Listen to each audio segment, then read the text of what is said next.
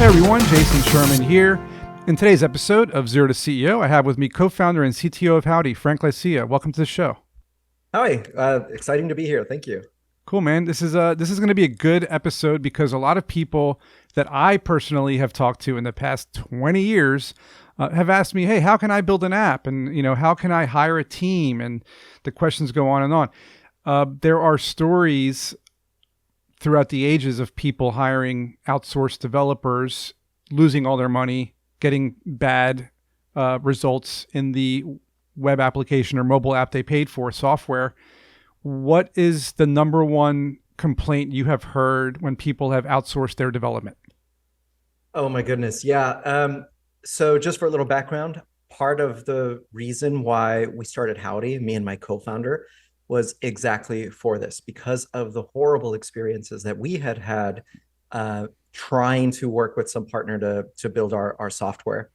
I think when customers come to us because they've tried a bunch of different things, the number one thing that they'll cite will really depend on what they've tried before. So for example, some of the people that we talked to may have tried hiring freelancers from Upwork or one of the big major freelance platforms. And it's really common for them to give me the story where they say, "Hey, I was working with this developer, and for the first 2 weeks, it was like heaven. And then all of a sudden, the person started to become less and less responsive. All of a sudden, it was like a different person. I couldn't get a hold of them. They weren't completing projects on time or giving me updates." And, And this is usually because they're juggling multiple contracts, right? They're not focusing on your contract. They might be like attentive in the first week or two, but then they're like, "Oh, now this job, and then they're juggling basically." That's exactly right. And then the other possibility is that they have been working with a major outsourcing firm or a small outsourcing firm, whatever it happens to be. And it's similar, only maybe on a longer time frame, where they have these amazing teammates, and these amazing teammates are delivering products, hitting their deadlines. And then all of a sudden, these amazing teammates quit. And why do they quit? Well, because although you might have an amazing relationship with your teammates, the reality is that teammate is working within a different company with a different vocabulary and culture and so on. And then all of a sudden they're churning out. So those are kind of the top two. And then, of course, depending on where you're coming from, you might have other experiences. So, I mean, there's been like kind of nightmare stories of people paying tens of thousands of dollars for a product and literally receiving garbage and then trying different companies and trying different ways of doing it. And it just seems like there's not enough good developers in the world, right? Or maybe they're hard to find. What's your take on the state of things, being that technology is just booming these days, AI, and you have all sorts of crazy stuff popping up. Are there enough developers to build the next, evolution of what is needed for us to take humans to the next level technologically? So I think in terms of the number of developers, the answer is probably yes. I think where people really find the difficulty is finding the right developer for you and finding the right developer for your project. Okay, so let's go through that. Yeah. What are the things you look for when you're trying to find the right person for you? So the first thing is, if you're using a partner to help you find developers, let's say like an outsourcing firm or whatever it happens to be, the first thing to realize is, what is the reputation of this channel among developers? Because we're in the US, we tend to be very, US centric, and we're wondering, okay, well, how have other companies had success with this company? And, is this a reputable company and so on? But I wouldn't start there. You got to start with, is this entity or this channel known as a good place to work from the point of view of a developer in a different country? So that's the first thing, right? The second thing is, if you can trust that this person is attracting what we call this isn't a bad term, but this is a technical term, kind of like a term of art. Are they attracting true hackers, as in like people who are really developers who are really passionate about products and people and software development? Once you trust that they can actually attract those people, then you're interviewing a developer. There are two things you want to watch out for. One is, obviously technical ability, and people focus on this a lot. You can use like HackerRank or a technical buddy to actually vet the technical skills of this person. Sometimes you trust the outsourcing firm that this developer is good because maybe you don't know any better, or you're trusting that outsourcing firm. But I wouldn't go through that. I would actually say, hey, if I'm going to work with you and you're going to assign somebody to me, I want to be able to technically vet them. Well, what's your take before you get to that last point, because please. I want to talk about this second point, is someone like me who's been doing this for 20 plus years and started my own development company and has been outsourcing for a long time. I had to rely on, as you mentioned, Upwork, Guru, Freelancer for different types of projects, different types of developers based on their reviews.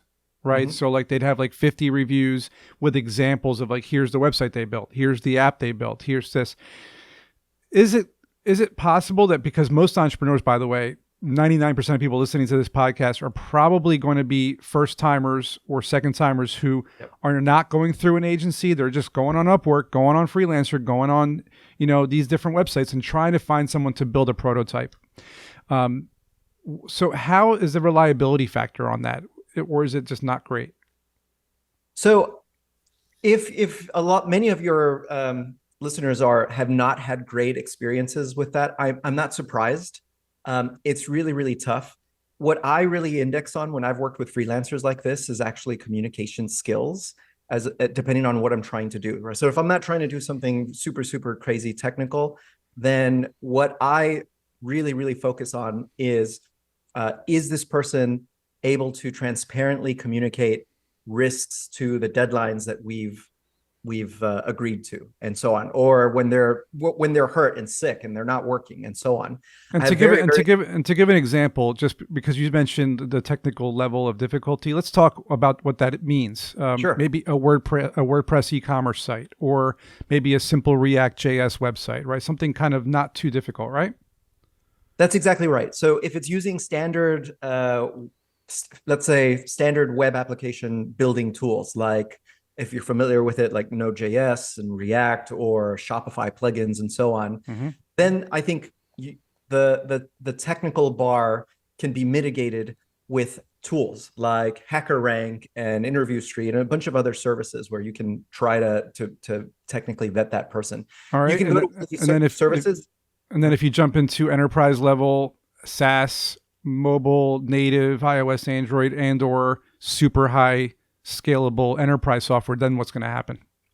So that is a little more interesting, because now if you're at the really high end where let's say it's enterprise software, then you're looking for things like, well, does this person know how to deploy an entire infrastructure into production with failover servers, load balancers, monitoring, performance metrics, database performance awareness, and failover on, and so on. Right. Now, so you and I understand those terms, but everybody else doesn't. So how do you tell people watching or listening right now? How do you say, hey, here's how you find out what to find out? Here's how you find out what to find out. Exactly. So if you're starting from scratch, generally you're not going to be looking at any of the things that I just said. If you're starting from scratch, you never know. Well, that's true. These people out there with 20-page technical documents that they want to build, So I would say, okay, it's going to depend on the volume, right? Okay. So if whatever your service is, it's high volume in terms of users or videos or lots and lots of data, thousands of transactions per second, and so on, then you're going to go for that full suite of technical skills that I was describing. That's going to be a little trickier. You're going to want to find a technical person who can help you vet that. You're not going to find that on like HackerRank, for example. So you need like a liaison or like a kind of like a freelance consultant to help you figure out who to get. So the people that I've seen have the most success with this found that technical partner. It doesn't have to be a technical co-founder. I know people, especially in entrepreneurship, you hear this all the time. Just a technical friend. The best way to find a great developer is to find one that you trust and then ask them, what do you think of this other person? That's a very interesting insight. So you don't necessarily need a CTO, a chief technical officer. You just need someone who understands a bit about databases and front-end development, maybe basic technical infrastructure. That's a great take on it. So I like that point. Now let's talk about the successes now, right? So, Howdy obviously has figured out a way to kind of break through all of these stigmas and these bad things that happen in outsourcing. How did you guys figure it out? What was the moment when you realized, oh, we can do better? Yeah. I'm not going to name any specific companies. Maybe if some people reach out to me, I'll describe it. But there was this big outsourcing firm, international outsourcing firm. And by luck, I happened to be their first customer in Latin America. Hmm. And I was a product manager at the time in Austin, Texas. I'd worked with remote teams my whole career, both as a software engineer and a product person. And there were a few pain points that I had working with this outsourcing firm. So number one is I absolutely loved my team. They loved me. My Spanish got pretty good because I invested in it. We would travel back and forth between Colombia and Austin regularly. So that's the level Very of cool. camaraderie that we achieved. By the way, side point, that's the level of relationship you need to get with your remote teammates if you want to build anything substantial, right? So, but the trouble was that as much as we loved each other, nobody loved the big outsourcing firm that they were working for a few practical reasons. Number one, I got a bill for $100 a month. I didn't actually know how much of that was filtering down to the developer. And so one of the most common pain points was that I lost key teammates before big deadlines, putting Oh me on the hook no. with my CTO and the CEO. Because Right? they were finding better pay elsewhere. Exactly. And I couldn't control how much they were getting paid. That's the other thing. And That's technically I could, frustrating. yeah, technically I could, but it was very awkward, right? For another company to reach in to your employees and say, you need to pay this person more and so on. So you could do it, but it might interfere and I might lose more teammates because Yeah. there's politics there, right? It was also very difficult to control things like bonuses and careers and so on. Right. So then there were some things that because this outsourcing firm has other business revenue lines, right? So they're charging billable hours for other projects. Sometimes there's informal, hey, grab my teammates, just 15 minutes, take a look at this bug. It's not going to cost you anything. And that happening in the background would make me uncomfortable. Things like having my teammates on their interview loop, which I thought Yeah. was kind of also like, not And not ethical. and it's distracting. Exactly. It's all distracting. If you're pulling people aside left and right, I mean, that's not good. Exactly. And so I wanted to have my cake and eat it too. Essentially, it was like, I want to work with a big outsourcing firm, but I don't want them to actually do anything for me or do anything else except Right. only recruit my teammates, retain my teammates, get them paid, get them insurance, get them equipment, put them in the office. And then I don't want them to do anything else. No other revenue lines. No, Interesting.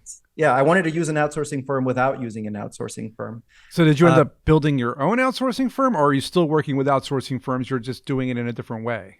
So that's an interesting story. Separately, we ended up just actually incorporating in these different countries ourselves. So we are now. So I don't want to say we're the outsourcing firm, but the Right. service and philosophy that I am describing, Right. me and my co-founder, over years have built up. So you've been able to work with outsourcing firms, but applying your philosophies when hiring the developers and the teams, and the outsourcing firms they're okay with this. They're saying, okay, this is great. So sort of. So Yeah. we really did go down to these different countries like Uruguay, Colombia, Argentina, Right. Chile, Peru, and we set up our own corporate entities, our own corporate offices, our Right. own recruiting teams in these places, our own Interesting. our accountants, our lawyers, and so on. Wow. Built up this vision, and it's customized for this. It's like I'm not sure if you're familiar with like ADT, like a professional employment organization. Uh, you can imagine it being like that, only customized, tailor made for software developers and U.S. companies. And So does each team only work with one client at a time? that's exactly right. So the way that works is that a company in the U.S. will come to us and they'll ask us for a specific team. Let's say we've done teams as big as 75, as small as 2 people, and they'll tell us how many people they need, the skill sets that they're looking for, whether they want them in an office or not, and so on. And we have all the local infrastructure vendors and everything to set up that team and then support it on an ongoing basis. That sounds great. And where can people find out more about this or use your service? Sure. You all can go to howdy.com. You can, there's a little app on there that people can just make an account and type in all the parameters of what they're looking for. Cool. It has a little calculator so that they can, change it and so on. And then we'll reach out and collaborate with that person or that team to help them get started. I love it. How did you pull off howdy.com? That's a top level domain, my friend. It is. So there's a funny story about that. But when the company started, because we're based in Austin, it was actually called austinsoftware.com. And we did that on purpose because when we started, nobody wanted to work for us in Latin America. They're like, you guys are so small. So we chose a super boring name to camouflage ourselves as though we've been around for 25 years. Otherwise, why would you call yourself austinsoftware.com? Yeah, makes sense. I like it. It worked. Then we renamed ourselves to Astro. I know it's a very crowded name, but we drew the line in the sand when Amazon released a little household robot. I get it, I remember that. Yeah. So we're like, all right, we're not going to mess with that name. And so over the course of 2 days, we're racking our brains trying to figure out what do we call ourselves? It's got to be top level, high quality like that. So you bought the name. Essentially, I'll say everybody wants, $5 million for their domain until you ask them, well, why haven't you sold it yet? So It's a great name. Awesome, Frank. Well, thanks for coming. Hopefully people learned something about our story here, and we'll see you guys in the next episode.